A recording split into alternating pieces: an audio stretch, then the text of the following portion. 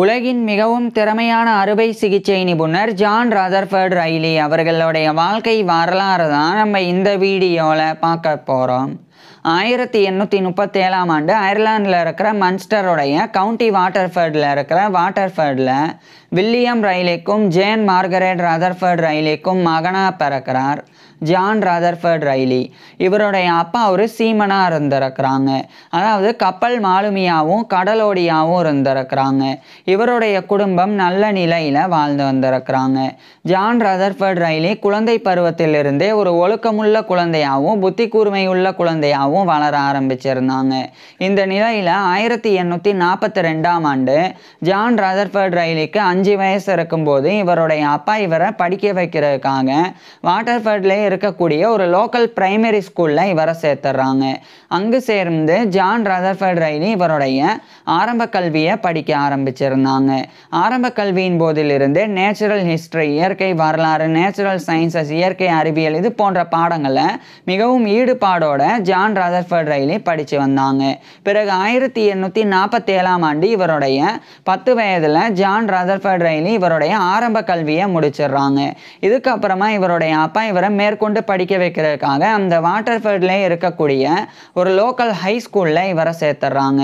அங்கு சேர்ந்து John Rutherford Riley இவருடைய ஹையர் எஜுகேஷன் உயர்கல்வியை படிக்க ஆரம்பிச்சிருந்தாங்க. உயர்கல்வியின் போதும் இவர் தொடர்ச்சியாக நேச்சுரல் ஹிஸ்டரி, நேச்சுரல் சயின்சஸ் இது போன்ற பாடங்களை தான் படித்து வந்தாங்க. இதில் பர்டிகுலராக இவர் பாட்டனி தாவரவியல், பயாலஜி உயிரியல், அதேமாதிரி ஜுவாலஜி விலங்கியல் இது போன்ற பாடங்களை இன்னும் கூடுதல் ஆர்வத்தோட ஜான் ரதர்ஃபர்ட் ரைலி படித்து வந்தாங்க. பிறகு படிப்படியாக ஜான் ரதர்ஃபர்ட் ரைலிக்கு மருத்துவம் படித்து மருத்துவர் ஆகணும் அப்படின்ற எண்ணம் ஏற்பட தொடங்குது. இந்த நிலையில தான் ஜான் ரதர்ஃபர்ட் ரைலியோடைய குடும்பம் நல்ல நிலையில் வாழ்ந்து வந்த இவருடைய குடும்பம் படிப்படியாக கொஞ்சம் ஏழ்மை நிலையை நோக்கி போக ஆரம்பிக்கிறாங்க. ஏன்னா ஜான் ரதர்ஃபர்ட் ரைலியோடைய அப்பா ஒரு கப்பல் மாலுமி இருந்து அதுக்கப்புறம் கடலோடி ஆனாங்க. அவர் ஒரு சீமனா அந்த கப்பல் படை அதிகாரி கீழே பணிபுரிஞ்சு வந்தாங்க. ஆனால் போக போக ஜான் ரதர்ஃபர்ட் ரைலியோடைய அப்பா இவருடைய அப்பாவுக்கு வயசாக தொடங்குது. இதனால வருமானம் குறையுது. ஸோ ஜான் ரதர்ஃபர்ட் ரைலி மருத்துவம் படிக்கணும் அப்படின்னு விரும்பினாங்க. ஆனால் மருத்துவம் படிக்கணும் அப்படின்னா அதுக்கு போதுமான அளவுக்கு வசதியானது இவருடைய குடும்பத்துக்கு இல்லாமல் போகுது. இதுக்கிடையில தான் 1854ஆம் ஆண்டு இவருடைய 17 வயதில் ஜான் ரதர்ஃபர்ட் ரைலி இவருடைய ஹையர் எஜுகேஷனை அந்த வாட்டர்ஃபர்ட்லேயே இருக்கக்கூடிய லோக்கல் ஹை ஸ்கூல்லேருந்து முடிக்கிறாங்க. முடிச்சதுக்கப்புறமா அதே லோக்கல் ஹை ஸ்கூல்லையே John Rutherford Riley pre matriculation study பண்ண ஆரம்பிக்கிறாங்க. இது பிஃபோர் காலேஜ் ப்ரிப்பரேட்டரி கோர்ஸ் அப்படின்னு அழைக்கப்படும். அதாவது காலேஜ் ஜாயின் பண்ணி படிக்கிறதுக்கு முன்னாடி படிக்கக்கூடிய ஒரு 1 இயர் கோர்ஸ் தான் இது. இதை எடுத்து ஜான் ரதர்ஃபர்ட் ரைலி அடுத்த ஓராண்டு படிக்கிறாங்க. பிறகு 1855ஆம் ஆண்டு இவருடைய 18 வயதில் ஜான் ரதர்ஃபர்ட் ரைலி இவருடைய ப்ரீ மெட்ரிகுலேஷன் ஸ்டடி அந்த பிஃபோர் காலேஜ் ப்ரிப்பரேட்டரி கோர்ஸ் அப்படின்ற 1 இயர் கோர்ஸை கம்ப்ளீட் பண்ணிடுறாங்க. இந்த நிலையில் ஜான் ரதர்ஃபர்ட் ரைலி மருத்துவம் படிக்கணும் அப்படின்னு விரும்பினாலும் குடும்ப வசதி அந்தளவுக்கு ஈடு கொடுக்காதனால இவர் இவருடைய அப்பா அம்மாவினுடைய உதவியோட அயர்லாண்டில் இருக்கிற மன்ஸ்டருடைய கவுண்டி வாட்டர்ஃபர்டில் இருக்கிற வாட்டர்ஃபர்டில் இருந்து ஸ்காட்லாண்டில் இருக்கிற கிளாஸ்கோக்கு இவர் போகிறாங்க. அங்கே போகிறதுக்கு முக்கியமான காரணம் ஜான் ரதர்ஃபர்ட் ரைலியோட அப்பாவினுடைய நண்பர் ஒருத்தர் சொலிசிட்டராக இருந்தாங்க. அதாவது சட்ட ஆலோசனை கொடுக்கக்கூடிய ஒரு வழக்கறிஞராக இருந்தாங்க. ஸோ அவர் கீழே கிளர்க்காக இவருக்கு வேலை கிடைக்குது. ஸோ இவருடைய அப்பா கப்பல் மாலுமியாகவும் கடலோடியாகவும் இருந்தனால அயர்லாண்டில் இருந்து பல்வேறு இடங்களுக்கு இவருடைய அப்பா போனாங்க. அதன் மூலமாக தான் இந்த சொலிசிட்டருடைய நட்பானது இவருடைய அப்பாவுக்கு கிடைச்சிருந்தது. ஸோ அவர் கிளர்க்கா அவரோட அந்த சொலிசிட்டர் இவரை கிளர்க்கா 1855ஆம் ஆண்டு ஏற்றுக்கிறாங்க. ஏற்றுக்கிட்டு ஜான் ரதர்ஃபர்ட் ரைலிக்கு சேலரியையும் வழங்க தொடங்குறாங்க. ஸோ இதில் ஒரு பகுதியை ஜான் ரதர்ஃபர்ட் ரைலி படிப்புக்காக ஒதுக்கிட்டு மிச்ச பணத்தை இவருடைய வீட்டுக்கு அனுப்புகிறாங்க. இதுக்கப்புறம் ஜான் ரதர்ஃபர்ட் ரைலி மருத்துவம் படிக்கிறதுக்காக தொடர்ந்து கடுமையாக உழைச்சி வந்தாங்க.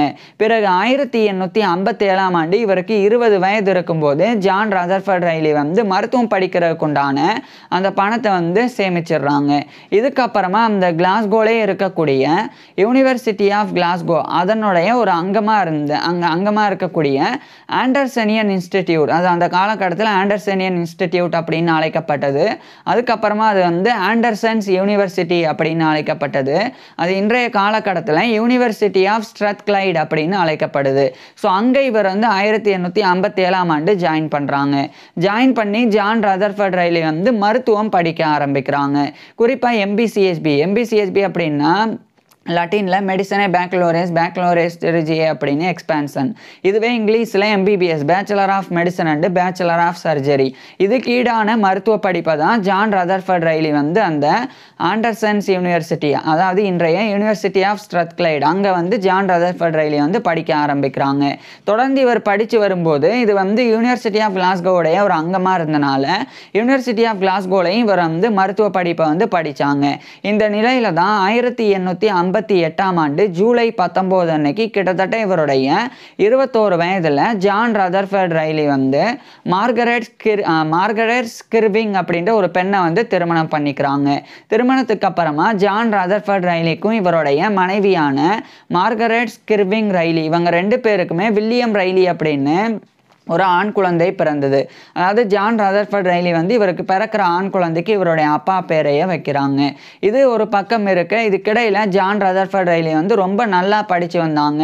குறிப்பாக மருத்துவ படிப்பின் போது மருத்துவ பாடத்திட்டங்களாக மெடிக்கல் கரிக்குலமாக இவர் வந்து அனாட்டமி உடற்கூறியல், ஃபிசியாலஜி உடலியல், பெத்தாலஜி நோயியல், மெட்டீரியா மெடிக்கா மருந்துகளினுடைய பண்புகள் குறித்து படிக்கிறது, அதுக்கப்புறம் கிளினிக்கல் மெடிசன் மருத்துவம், சர்ஜரி அறுவை சிகிச்சை, மிட்வைஃபரி அதாவது மகப்பேறு மருத்துவம், அதுக்கப்புறமா பாட்டனி தாவரவியல், கெமிஸ்ட்ரி வேதியியல், பயாலஜி உயிரியல், இது போன்ற பாடங்கள் எல்லாம் இவர் வந்து படித்து வந்தாங்க.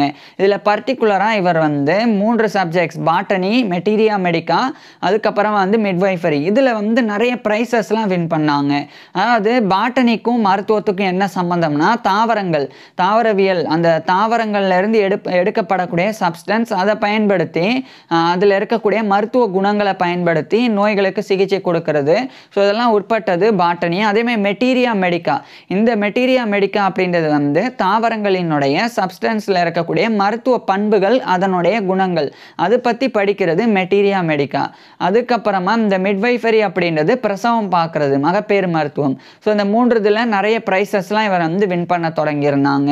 இதுக்கிடையில் 1860ஆம் ஆண்டு ஜோசப் லெஸ்டர் அப்படின்ற ஒரு தலை சிறந்த அறுவை சிகிச்சை நிபுணர் அந்த யூனிவர்சிட்டி ஆஃப் கிளாஸ்கோவுடைய ப்ரொஃபஸர் ஆஃப் சர்ஜரியாக ஜாயின் பண்ணுறாங்க. அவர் வந்து ஆண்டர்சன்ஸ் யூனிவர்சிட்டியிலையும் நிறைய சர்ஜிக்கல் லெக்சர்ஸ் வந்து கொடுத்து வந்தாங்க, விரிவுரைகளை. இந்த ஜோசப் லிஸ்டர் தான் ஆன்டிசெப்டிக் பயனியர். இந்த ஜோசப் லிஸ்டருடைய வாழ்க்கை வரலாறு நம்ம ஏற்கனவே பார்த்துருக்குறோம். ஸோ அவர் 1860ஆம் ஆண்டு ப்ரொஃபஸர் ஆன பிறகு அவருக்கு கீழே சர்ஜரி அறுவை சிகிச்சையை ஜான் ரதர்ஃபர்ட் ரைலி வந்து படிக்க ஆரம்பிக்கிறாங்க. தொடர்ந்து படித்து வந்தாங்க. இந்த நிலையில தான் 1861ஆம் ஆண்டு ஜான் ரதர்ஃபர்ட் ரைலிக்கும் இவருடைய மனைவியான மார்கரெட் ஸ்கிர்விங் ரைலி, இவங்க 2 பேருக்குமே வில்லியம் ரைலி அப்படின்ற ஆண் குழந்தை, அந்த நான் ஏற்கனவே சொன்ன ஆண் குழந்தை, அது வந்து 1861ஆம் ஆண்டு தான் பிறந்தது. அந்த ஆண் குழந்தை பிறந்த பிறகு அந்த பிரசவத்தின் போது ஏற்பட்ட சில பாதிப்புகள் காரணமாக ஜான் ரதர்ஃபர்ட் ரைலியோடைய மனைவி வந்து நோய்வாய்ப்படுறாங்க. அதுக்கப்புறமா அதே 1861ஆம் ஆண்டு ஜான் ரதர்ஃபர்ட் ரைலியோடைய மனைவியான மார்கரெட் ஸ்கிர்விங் ரைலி அவங்க வந்து இறந்து போயிடுறாங்க. ஸோ இது வந்து ஜான் ரதர்ஃபர்ட் ரைலியோடைய பர்சனல் லைஃப்பில் இவருக்கு ஏற்பட்ட ஒரு மிகப்பெரிய ஒரு இழப்பாக இருந்தது. அது மட்டும் இல்லாமல் ஜான் ரதர்ஃபர்ட் ரைலி வந்து இந்த காலகட்டத்தில் தான் மனதளவில் வந்து பாதிக்கப்படுறாங்க. இதுக்கப்புறமா ஜான் ரதர்ஃபர்ட் ரைலி அவருடைய கை குழந்தையான வில்லியம் ரைலியை பார்த்துக்க முடியாத சூழ்நிலை இருந்தது. அப்போ அந்த கிளாஸ்கோலையே அந்த மார்கரெட் ஸ்கிர்விங் ரைலி, அதாவது ஜான் ரதர்ஃபர்ட் ரைலியோடைய மனைவியினுடைய குடும்பம், அவங்களுடைய அப்பா அம்மா, அதாவது இவருடைய மாமனார் மாமியார், அவங்க வந்து கிளாஸ்கோவில் தான் இருந்தாங்க. ஸோ அவங்ககிட்ட வில்லியம் ரைலியை ஜான் ரதர்ஃபர்ட் ரைலி வந்து ஒப்படைச்சிட்டு இவர் வந்து இவருடைய மருத்துவ கல்வியில் கவனம் செலுத்த ஆரம்பிக்கிறாங்க. இதுக்கப்புறமா 1862ஆம் ஆண்டு இவர் வந்து அதே ஸ்காட்லாண்டில் இருக்கிற எடன்பரா, அங்கே இருக்கக்கூடிய Royal college of surgeons of Edinburgh, இது வந்து எடன்பராவில் இருக்கக்கூடிய சர்ஜன்ஸ் அறுவை சிகிச்சை நிபுணர்களுக்கு உண்டான ஒரு ராயல் காலேஜ், அதனுடைய லைசன்ஸை பெறணும் அப்படின்னு அதுக்குண்டான எக்ஸாமினேஷனுக்கு இவர் வந்து ப்ரிப்பேர் ஆகுறாங்க. அதுக்கப்புறம் 1862ஆம் ஆண்டு கிட்டத்தட்ட இவருடைய 25 வயதில் ஜான் ரதர்ஃபர்ட் ரைலி வந்து அந்த Royal college of surgeons of எடன்ராவுடைய லைசன்ஸை பெற்றுறாங்க. So licentiate of the Royal college of surgeons of Edinburgh LRCSED அப்படின்ற லைசன்ஸை 1862ஆம் ஆண்டு ஜான் ரதர்ஃபர்ட் ரைலி பெறாங்க. பிறகு அதே 1862ஆம் ஆண்டு அப்போதைய ஆண்டர்சன்ஸ் யூனிவர்சிட்டி, இப்போதைய யூனிவர்சிட்டி ஆஃப் ஸ்ட்ரத்க்ளைட், அது வந்து யூனிவர்சிட்டி ஆஃப் கிளாஸ்கோ மெடிக்கல் ஸ்கூலோடைய பார்ட்டாக இருந்தது. ஸோ அங்கிருந்து ஜான் ரதர்ஃபர்ட் ரைலி வந்து இவருடைய மருத்துவ கல்வியை 1862ஆம் ஆண்டு முடிக்கிறாங்க. முடிச்சதுக்கு அப்புறமா ஜான் ரதர்ஃபர்ட் ரைலி வந்து நிறைய இடங்களுக்கு பயணம் போகணும் அப்படின்னு நினைக்கிறாங்க. ஏன்னா ஜான் ரதர்ஃபர்ட் ரைலி வந்து இவர் மென்டல் டிஸ்டர்பன்ஸ்னால் பாதிக்கப்பட்டிருந்தனால ஒரே இடத்துல வேலை பார்க்க இவருக்கு பிடிக்கல. அதனால் பல்வேறு இடங்களுக்கு போகணும் அப்படின்னு முடிவு செய்கிறாங்க. இதுக்கிடையில் இவர் வந்து கிளாஸ்கோலே இருக்கக்கூடிய வெஸ்டர்ன் இன்ஃபர்மரி கிளாஸ்கோ, அதுக்கப்புறமா கிளாஸ்கோ ராயல் இன்ஃபர்மரி போன்ற டீச்சிங் ஹாஸ்பிட்டல்ஸில் இவர் வந்து மருத்துவம் அறுவை சிகிச்சை பயிற்சியை வந்து மேற்கொள்கிறாங்க. அதாவது ஜான் ரதர்ஃபர்ட் ரைலி வந்து இப்போ வந்து இவருடைய டிகிரி முடிச்சுட்டு லைசன்ஸை பெற்ற உடனே இவர் ஒரு மருத்துவராக அறுவை சிகிச்சை நிபுணராக நோயாளிகளுக்கு அறுவை சிகிச்சை பண்ண முடியாது. அதுக்கு முன்னாடி ஒரு மருத்துவமனையில் சேர்ந்து அங்கே இருக்கக்கூடிய தேர்ந்த அறுவை சிகிச்சை நிபுணர்கள் நோயாளிகளுக்கு அறுவை சிகிச்சை பண்ணுறதை பார்த்து பயிற்சி பெறணும். அதுக்கப்புறமா அந்த தேர்ந்த அறுவை சிகிச்சை நிபுணர்களினுடைய மேற்பார்வையின் கீழே ஜான் ரதர்ஃபர்ட் ரைலியே நோயாளிகளுக்கு குறிப்பாக அறுவை சிகிச்சை வந்து பண்ணணும். ஸோ இதெல்லாம் பண்ணால் ஜான் ரதர்ஃபர்ட் ரைலி வந்து ஒரு சர்ஜனாக தகுதி பெற முடியும். இதுக்காகவும் இவர் வந்து ஜோசப் லிஸ்டர் கீழேயே இவர் ஒரு ஹவுஸ் சர்ஜனாக சர்ஜிக்கல் ட்ரைனிங்கையும் எடுத்துக்கிட்டு சர்ஜிக்கல் ட்ரைனிங்கை கம்ப்ளீட் பண்ணி ஒரு சர்ஜன் ஆயிடுறாங்க. இதுக்கப்புறம் தான் 1863ஆம் ஆண்டு இவர் ஸ்காட்லாண்டில் இருக்கிற கிளாஸ்கோவில் இருந்து நேராக நியூசிலாந்தில் இருக்கக்கூடிய இன்வர் கார்கிலுக்கு வந்து போயிடுறாங்க. இது வந்து சவுத் ஐலாண்டில் வந்து இருக்குது. நியூசிலாந்துடைய சவுத் ஐலாண்டில் இந்த இன்வர் கார்கில் அப்படின்றது இருக்குது.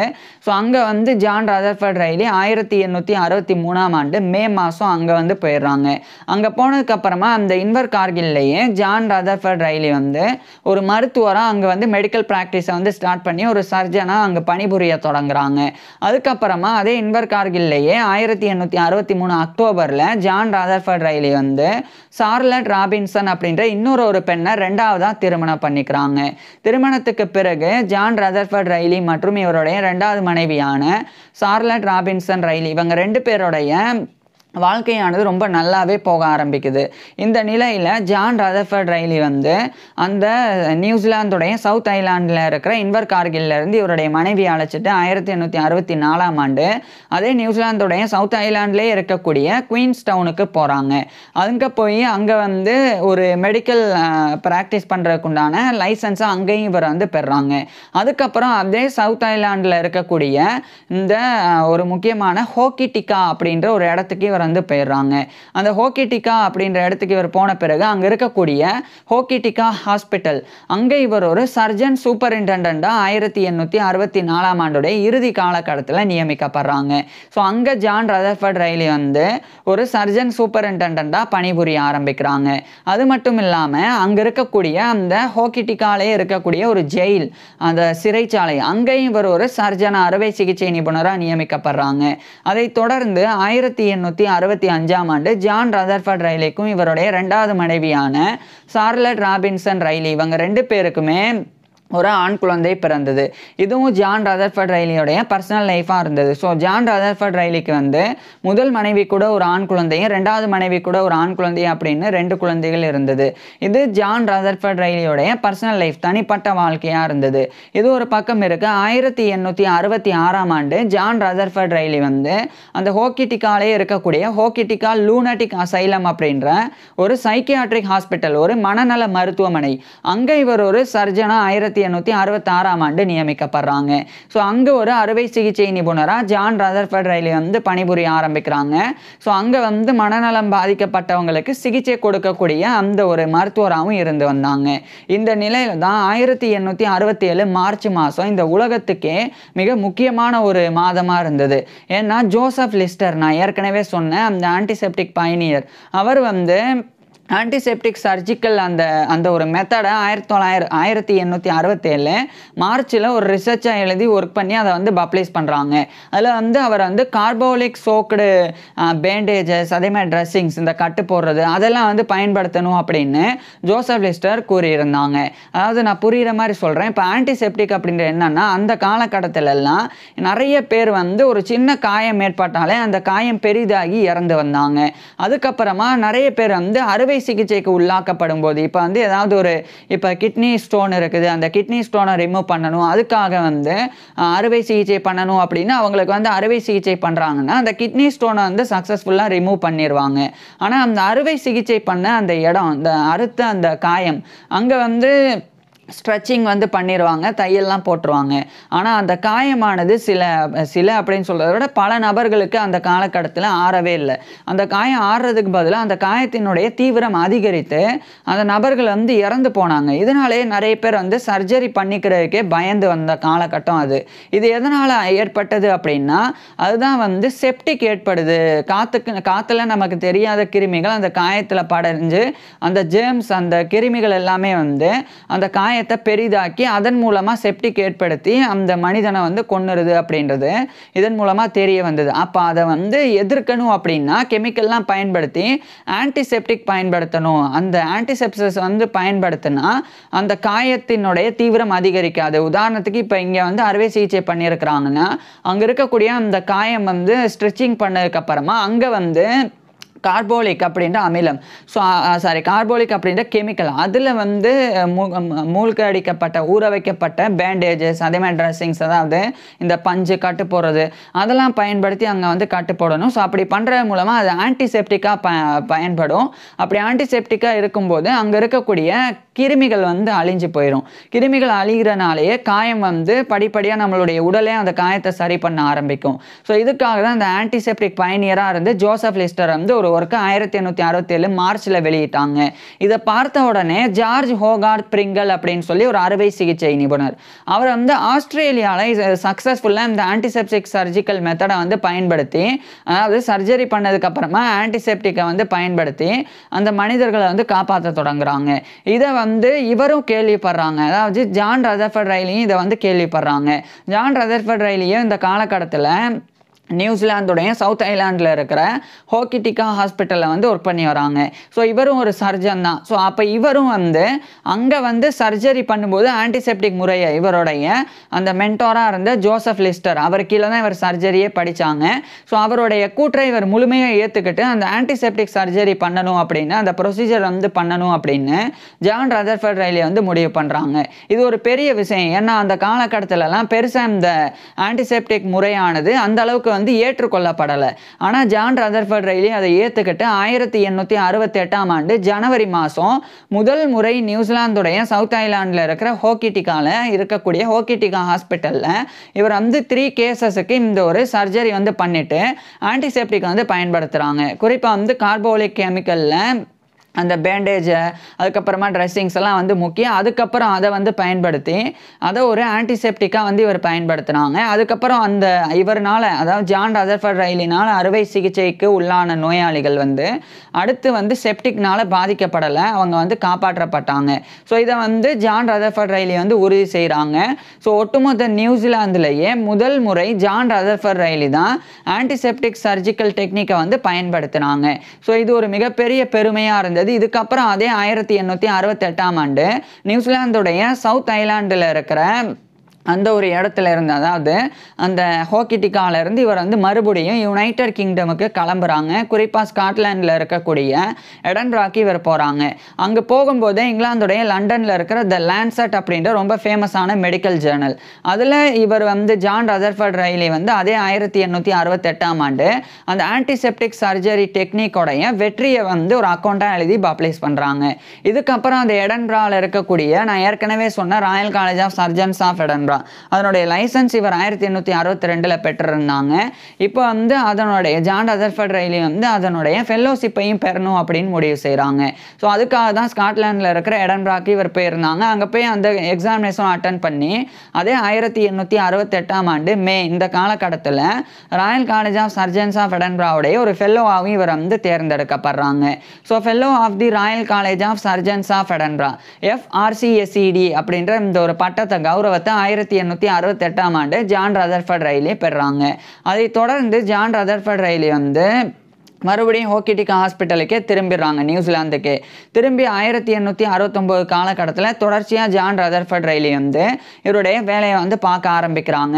இந்த நிலையில் தான் மெல்ல மெல்ல ஜான் ரதர்ஃபர்ட் ரைலியோடைய மனநிலை வந்து ரொம்ப மோசமடைகிறது இவருடைய மனைவி உணர்றாங்க. தினந்தோறும் காலையில் சாப்பிட்ட பிறகு ஜான் ரதர்ஃபர்ட் ரைலி வந்து இவருடைய மனைவியை கூப்பிட்டு உன்னை கொன்னுருவேன் அப்படின்னு கொலை மிரட்டல் விடுறது. அதாவது இவர் வந்து கொலை பண்ணுறதில்ல, அதுக்கு பதிலாக சும்மா ஒரு கரெக்டாக அந்த சாப்பிட்டு முடிச்ச உடனே உன்னை வந்து கொன்னுருவேன் அப்படின்னு சொல்லி அந்த த்ரெட்டன் பண்ணுறதை ஜான் ரதர்ஃபர்ட் ரைலி வந்து ஒரு வழக்கமாக கொண்டு இருக்க தொடங்குறாங்க. இதனால சார்லட் ராபின்சன் ரைலி அப்படின்ற இவருடைய 2வது மனைவி வந்து சந்தேகப்படுறாங்க ஜான் ரதர்ஃபர்ட் ரைலிக்கு ஏதோ ஆயிருக்கு அப்படின்னு. இதனால அவங்க வந்து நியூசிலாந்தில் இருக்கக்கூடிய சவுத் ஐலாண்டில் இருக்கிற ஓக்லாண்டு அங்கே இருக்கக்கூடிய ஓக்லாண்ட் லூனாட்டிக் அசைலம் அப்படின்ற ஒரு சைக்கியாட்ரிக் ஹாஸ்பிட்டல், அது வந்து இன்றைக்கி வந்து ஹவ் லூனாட்டிக் அசைலம் அப்படின்னு அழைக்கப்படுது. ஹவ் ஹாஸ்பிட்டல் சைக்கியாட்ரிக் ஹாஸ்பிட்டல் அப்படின்னும் அழைக்கப்படுது. அங்கே 1870 மார்ச் 2 அன்னைக்கு இவரை வந்து அட்மிட் பண்ணுறாங்க. அட்மிட் பண்ண பிறகு அங்கே இருக்கக்கூடிய மருத்துவர்கள், மனநல மருத்துவர்கள் வந்து ஜான் ரதர்ஃபர்ட் ரைலிக்கு மென்டல் டிஸ்டர்பன்ஸ் வந்து இருக்குது, அவர் வந்து சில மென்டல் டிசார்டர்னால பாதிக்கப்பட்டிருக்கிறாங்க அப்படின்றத சொல்கிறாங்க.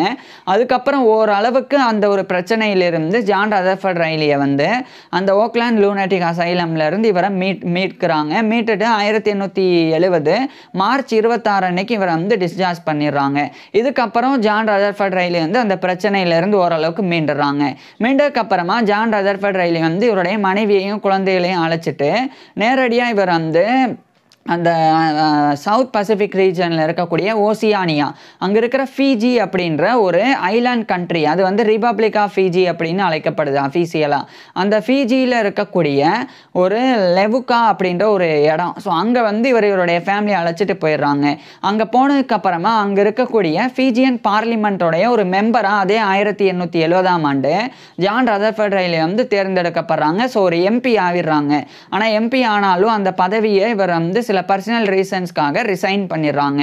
அடுத்த ஆண்டு 1871ஆம் ஆண்டு ஜான் ரதர்ஃபர்ட் ரைலி வந்து அதே ஃபிஜியோடைய லெவுக்காலேயே இருக்கக்கூடிய சில பொறுப்புகளில் இவர் நியமிக்கப்படுறாங்க. குறிப்பாக கோரனராக இவர் நியமிக்கப்படுறாங்க. அதுக்கப்புறமா ஆஃபீஸர் ஆஃப் ஹெல்த்தாகவும் நியமிக்கப்படுறாங்க.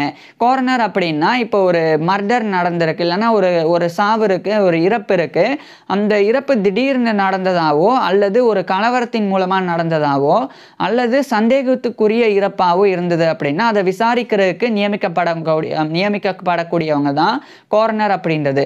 ஸோ அந்த ஒரு பதவியில் 1871ஆம் ஆண்டு ஜான் ரதர்ஃபர்ட் ரைலி வந்து நியமிக்கப்பட்டாங்க. இதே 1871ஆம் ஆண்டு இங்கிலாந்துடைய லண்டனில் இருக்கக்கூடிய ராயல் காலேஜ் ஆஃப் சர்ஜன்ஸ் அதனுடைய ஒரு லைசன்ஸை பெறணும் அப்படின்னு அதுக்குண்டான எக்ஸாமினேஷனுக்காக இவர் வந்து ஒரு சில மாதங்கள் இங்கிலாந்தில் இருக்கிற லண்டனுக்கு போகிறாங்க. ஸோ ஏற்கனவே இவர் வந்து ஸ்காட்லாண்டுடைய எடன்பராவில் இருக்கிற Royal college of surgeons of எடன்பராவுடைய லைசன்ஸையும் ஃபெல்லோஷிப்பையும் பெற்றாங்க. இப்போ 1871ஆம் ஆண்டு ஜான் ரதர்ஃபர்ட் ரைலி வந்து இங்கிலாந்துடைய லண்டனில் இருக்கிற Royal college of surgeons of இங்கிலாந்துடைய லைசன்ஸை வந்து பெறாங்க. ஸோ 1871ஆம் ஆண்டு ஜான் ரதர்ஃபர்ட் ரைலி வந்து licentiate of the Royal college of Surgeons LRCS அப்படின்ற லைசன்ஸை பெறாங்க. அதுக்கப்புறம் அந்த ஃபிஜியில் இருக்கிற லெவுக்காவிலேயே தொடர்ந்து ஒர்க் பண்ண ஆரம்பிக்கிறாங்க. பிறகு 1872ஆம் ஆண்டு ஜான் ரதர்ஃபர்ட் ரைலி வந்து இன்னொரு பதவியில் நியமிக்கப்படுறாங்க. அந்த லெவுக்காலே இருக்கக்கூடிய ஒரு ஜெயிலில் இவர் ஒரு சர்ஜனாக நியமிக்கப்படுறாங்க. இதுக்கப்புறமா இந்த பதவிகளெல்லாம் 1873ஆம் ஆண்டு ஜான் ரதர்ஃபர்ட் ரைலி வந்து ரிசைன் பண்ணிவிட்டு இவருடைய ஃபேமிலியை அழைச்சிட்டு ஃபிஜியில் இருக்கிற லெவுக்கால இருந்து ஆஸ்திரேலியாவுடைய நியூ சவுத் வேல்ஸில் இருக்கிற சிட்னிக்கு 1873ஆம் ஆண்டு போகிறாங்க. அங்கே போய் சில மாதங்களுக்கு பிறகு அதே 1873 செப்டம்பர் மாதம் இவர் வந்து ஆஸ்திரேலியாவுடைய நியூ சவுத் வேல்ஸில் இருக்கிற சிட்னியிலேருந்து அதே ஆஸ்திரேலியாவில் இருக்கிற வெஸ்டர்ன் ஆஸ்திரேலியாவுக்கு இவர் வந்து போகிறாங்க. அங்கே போனதுக்கப்புறமா அங்கே அந்த வெஸ்டர்ன் ஆஸ்திரேலியாவிலே இருக்கக்கூடிய ரோபன் அப்படின்ற இடத்துக்கு போகிறாங்க. அதுக்கப்புறம் அதே வெஸ்டர்ன் ஆஸ்திரேலியாவிலே இருக்கக்கூடிய சாம்பியன் பே அப்படின்ற இடத்துக்கு போகிறாங்க. இது மாதிரி பல்வேறு இடங்களுக்கு தொடர்ச்சியாக ஜான் ரதர்ஃபர்ட் ரைலி வந்து போனாங்க. அடுத்து 1875 பிப்ரவரி இந்த ஒரு காலகட்டத்தில் அந்த ஆஸ்திரேலியாவில் இருக்கிற வெஸ்டர்ன் ஆஸ்திரேலியாவிலிருந்து அதே ஆஸ்திரேலியாவுடைய சவுத் ஆஸ்திரேலியாவில் இருக்கிற அடிலைடுக்கு இவர் போகிறாங்க. அங்கே போயும் இன்னமும் கூட பல இடங்களுக்கு ஜான் ரதர்ஃபர்ட் ரைலி தொடர்ச்சியாக இவருடைய ஃபேமிலி அழைச்சிட்டு வெவ்வேறு இடங்களுக்கு போயிட்டே இருந்தாங்க. குறிப்பாக அதே சவுத் ஆஸ்திரேலியாவில் இருக்கிற அடிலைட்லேருந்து அதுக்கு பக்கத்திலே இருக்கக்கூடிய ரெட் ஹில்லுக்கு போகிறாங்க. அதுக்கப்புறம் அதே அந்த சவுத் ஆஸ்திரேலியாவில் இருக்கிற ரெட் ஹில்ல இருந்து காலர் அப்படின்ற இடத்துக்கு போகிறாங்க. இப்படி பல்வேறு இடங்களுக்கு தொடர்ச்சியாக ஜான் ரதர்ஃபர்ட் ரைலி வந்து இவருடைய ஃபேமிலி அழைச்சிட்டு போயிட்டே இருந்தாங்க. இந்த நிலையில் 1877 காலகட்டத்தில் ஜான் ரதர்ஃபர்ட் ரைலிக்கு வந்து இங்கிலாந்துடைய லண்டனில் இருக்கக்கூடிய மோர்ஸ்ஃபீல்டு அங்கே இருக்கிற மோர்ஸ்ஃபீல்டு ஐ ஹாஸ்பிட்டல் அது அந்த காலகட்டத்தில் ராயல் அப்தால்மிக் ஹாஸ்பிட்டல் இன் லண்டன் அப்படின்னு மோர்ஸ்ஃபீல்டு அப்படின்னு அழைக்கப்பட்டது.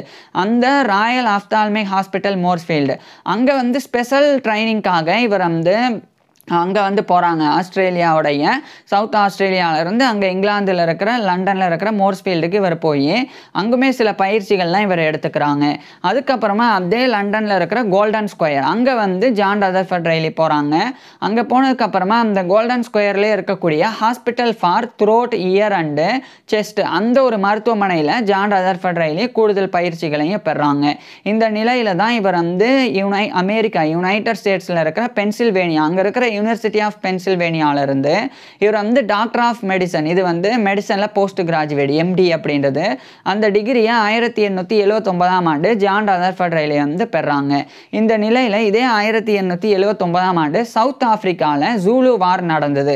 அது ஆங்கிலோ ஜூலு வார் அப்படின்னு அழைக்கப்படும். ஸோ அதில் வந்து ஜான் ரதர்ஃபர்ட் ரைலி வந்து கலந்துக்கிறதுக்காக 1879ஆம் ஆண்டு அங்கே சவுத் ஆப்பிரிக்கா வந்து போகிறாங்க. அங்கே போய் அங்கே இருக்கிற ஃபீல்டு ஹாஸ்பிட்டலில் இவர் வந்து ஒர்க் பண்ணுறாங்க ஜான் ரதர்ஃபர்ட் ரைலி வந்து. அதுக்கப்புறம் அதே 1879 ஜூலை 4 அன்னைக்கு அந்த ஆங்கிலோ ஜூலு வாரானது முடிவடைஞ்சிருது. முடிஞ்சதுக்கப்புறம் இவர் வந்து மறுபடியும் சவுத் ஆப்பிரிக்காவிலேருந்து ஜான் ரதர்ஃபர்ட் ரைலி வந்து நேராக ஆஸ்திரேலியாவுடைய நியூ சவுத் வேல்ஸில் இருக்கிற சிட்னிக்கே இவர் வந்து மறுபடியும் போகிறாங்க.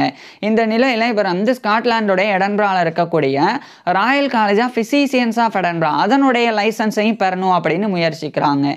இது வந்து எடன்பிராவில் இருக்கிற ஃபிசிசியன்ஸ் மருத்துவர்களுக்கு உண்டான ஒரு ராயல் காலேஜ். ஸோ அந்த ஒரு லைசன்ஸையும் அதே 1879ஆம் ஆண்டு ஜான் ரதர்ஃபர்ட் ரைலி வந்து பெறாங்க. So licentiate of the Royal college of Physicians of Edinburgh LRCPE அப்படின்ற இந்த ஒரு லைசன்ஸை 1879ஆம் ஆண்டு ஜான் ரதர்ஃபர்ட் ரைலி பெறாங்க. இதுக்கப்புறம் தான் அந்த ஸ்காட்லாண்டில் இருக்கிற எடன்பிராவிலிருந்து 1880 காலகட்டத்தில் ஆஸ்திரேலியாவுடைய நியூ சவுத் வேல்ஸில் இருக்கிற சிட்னிக்கு போகிறாங்க. அங்கே போய் இவர் தொடர்ச்சியாக அந்த ஆன்டிசெப்டிக் சர்ஜிக்கல் டெக்னிக் அது குறித்து நிறைய கேஸ்லாம் இவர் வந்து பார்த்து அதுக்கெல்லாம் வந்து சர்ஜரிலாம் பண்ணி நிறைய மக்களை வந்து காப்பாற்றி அது அவருடைய அந்த ரிப்போர்ட்டை வந்து தயாரிக்கிறாங்க. ஜான் ரதர்ஃபர்ட் ரைலி வந்து ரிப்போர்ட்ஸ்லாம் தயாரித்து அதை வந்து தொடர்ச்சியாக ஆஸ்திரேலியாவில் வந்து பப்ளிஷ் பண்ண ஆரம்பிக்கிறாங்க. குறிப்பாக இவர் வந்து இந்த முறையும் நியூ சவுத் வேல்ஸில் இருக்கிற சிட்னியிலேருந்து அதே நியூ சவுத் வேல்ஸில் இருக்கிற டெமோராக்கு வந்து போகிறாங்க. அதுக்கப்புறமா டிண்டர் ஃபீல்டுக்கு போகிறாங்க. இதுவும் நியூ சவுத் வேல்ஸில் இருக்குது. அதுக்கப்புறம் வந்து கல்கேங் அப்படின்ற இடம் அங்கேயும் இவர் போகிறாங்க. இதுவும் நியூ சவுத் வேல்ஸில் இருக்குது. பிறகு அதே நியூ சவுத் வேல்ஸில் இருக்கிற மட்ஜி அப்படின்ற இடம் அங்கேயும் ஜான் ரதர்ஃபர்ட் ரைலி வந்து போகிறாங்க. இப்படி ஒரு இடத்துல இவர் வந்து இல்லாமல் தொடர்ச்சியாக இவ்வளோ இடங்களுக்கு ஜான் ரதர்ஃபர்ட் ரைலி போய் அங்கெல்லாம் சர்ஜனாக தொடர்ந்து வந்து ஒர்க் பண்ணி வந்தாங்க. இந்த நிலையில் தான் இவர் வந்து ஒரு முறை ரொம்ப வந்து மனநல குறைபாடுனால பாதிக்கப்பட்டு 1884 பிப்ரவரி மாதம் வந்து நியூ சவுத் வேல்ஸில் இருக்கிற சிட்னியில் இருக்கக்கூடிய போஸ்ட் ஆஃபீஸ் ஹாஸ்பிட்டலுக்கு வந்து இவர் வந்து போகிறாங்க. போஸ்ட் ஆஃபீஸ் ஹோட்டலுக்கு வந்து இவர் வந்து போகிறாங்க. அங்கே போய் செக்இன் பண்ணுறாங்க. அதுக்கப்புறம் இவருக்கு பிரச்சனை எல்லாம் இருக்குது அப்படின்னு தெரிய வந்து சிட்னியில் இருக்கிற ஒரு ஹாஸ்பிட்டலில் இவர் வந்து அனுமதிக்கப்படுறாங்க. அப்போ அனுமதிக்கப்படும் போது அந்த இவர் ஏற்கனவே போஸ்ட் ஆஃபீஸ் ஹோட்டல் அங்கே வந்து ஜான் ரதர்ஃபர்ட் ரைலி வந்து மோர்ஃபின் ஸோ அதை வந்து அந்த ஒரு ட்ரக்கை அதிகமாக இவர் வந்து எடுத்துக்கிறாங்க. குறிப்பாக அது வந்து ப்ரெசிக் ஆசிட் கொண்ட ஒரு ட்ரக்காக இருந்தது. ஸோ அதை வந்து இவர் சூசைட் பண்ணிக்கிறதுக்காக எடுத்துக்கிறாங்க. எடுத்துக்கிட்ட பிறகு ஹாஸ்பிட்டலில் அட்மிட் பண்ணப்படுறாங்க. அப்போ சிட்னியில் தான் அட்மிட் பண்ணப்பட்டாங்க. ஆஸ்திரேலியாவுடைய நியூ சவுத் வேல்ஸில் இருக்கிற சிட்னியில் அனுமதிக்கப்பட்டாங்க. அப்போ 1884 மார்ச் மாதம் ஜான் ரதர்ஃபர்ட் ரைலி வந்து இந்த மோர்ஃபியாவை அதிகமாக எடுத்துக்கிட்டு சூசைட் பண்ண ட்ரை பண்ணியிருக்காரு அப்படின்றது தெரிய வருது. மேலும் ஜான் ரதர்ஃபர்ட் ரைலி வந்து முழுமையாக ஒரு இன்சைன் ஆயிட்டாங்க, அதாவது மனநலம் பாதிக்கப்பட்ட ஒரு பைத்தியம் ஆயிட்டாங்க அப்படின்றத வந்து மருத்துவர்கள் உறுதி செய்கிறாங்க. ஆனால் இவரை காப்பாற்ற முடியல. பிறகு அதே 1884 மார்ச் 3 அன்னைக்கு இவர் வந்து கிட்டத்தட்ட இவருடைய 46-47 வயதிலேயே ஜான் ரதர்ஃபர்ட் ரைலி வந்து இறந்து போயிடுறாங்க. ஏன் 46-47 அப்படின்னு சொல்கிறேன்னா, இவர் இறந்தது மார்ச் 3 1884. ஆனால் இவர் பிறந்தது 1837 ஆண்டு தெரியும். ஆனால் அந்த ஆண்டில் எந்த மந்தில் எந்த டேட்டில் இவர் பிறந்தார் அப்படின்றது உறுதி செய்யப்படலை. இதனால் ஒருவேளை இவர் இறந்த தேதியை வச்சு நம்ம எடுத்துக்கிட்டோம்னா 1837 மார்ச்சுக்கு பிறகு இவர் பிறந்திருந்தார்னா இவர் இறக்கும்போது இவருக்கு வயது 46. ஒருவேளை அதே 1837 மார்ச் 3க்கு முன்னாடி இவர் பிறந்திருந்தார்னா இவர் இறக்கும்போது இவருக்கு வயது 47. இதனால தான் 46-47 அப்படின்னு சொல்கிறேன். ஸோ 1884 மார்ச் 3 அன்னைக்கு இவருடைய கிட்டத்தட்ட 46-47 வயதில் ஜான் ரதர்ஃபர்ட் ரைலி வந்து சூசைட் பண்ணிட்டு இறந்து போயிடுறாங்க. ஸோ இவர் இறந்து போனதுக்கு முக்கிய காரணம் இவர் மனநலம் பாதிக்கப்பட்டனால தற்கொலை வந்து பண்ணிக்கிட்டாங்க. ஸோ இதெல்லாம் வந்து ரொம்ப மகிழ்ச்சியாக ஆரம்பித்த ஜான் ரதர்ஃபர்ட் ரைலியோடைய வாழ்க்கை வந்து ரொம்ப சோகமாக முடிஞ்சது அப்படின்றது உண்மைதான். அப்படின்னாலும் வாழும்போது இந்த குறுகிய காலகட்டத்தில் இவர் பல சாதனைகள் பல நாடுகளுக்கு போய் பண்ணாங்க. குறிப்பாக ஜான் ரதர்ஃபர்ட் ரைலி நியூசிலாந்தில் அந்த ஆன்டிசெப்டிக் சர்ஜரி டெக்னிக்கை வந்து அறிமுகப்படுத்தி அதன் மூலமாக சாதனை பண்ணது ஒரு குறிப்பிடத்தக்க சாதனைகளில் ஒன்றா வந்து இருக்குது. ஸோ இதனாலேயே ஜான் ரதர்ஃபர்ட் ரைலி வந்து இறந்து இவ்வளோ ஆண்டுகளுக்கு பிறகும் கூட இன்னைக்கு வரைக்குமே நியூசிலாந்து, ஆஸ்திரேலியா, யுனைடெட் கிங்டம் அங்கெல்லாம் போற்றப்படக்கூடிய அறுவை சிகிச்சை நிபுணர்களில் ஒருத்தராக ஜான் ரதர்ஃபர்ட் ரைலியும் இருந்து வராங்க. ஸோ இப்பேற்பட்ட ஜான் ரதர்ஃபர்ட் ரைலி பற்றி நீங்கள் என்ன நினைக்கிறீங்க அப்படின்றத கீழே கமெண்ட்ஸில் சொல்லுங்கள். உங்களுக்கு எந்த மாதிரியான டாபிக்ஸில் இந்த மாதிரியான வீடியோஸ் வேணும் அப்படின்றதையும் கீழே கமெண்ட்ஸில் சொல்லுங்கள். தேங்க்யூ.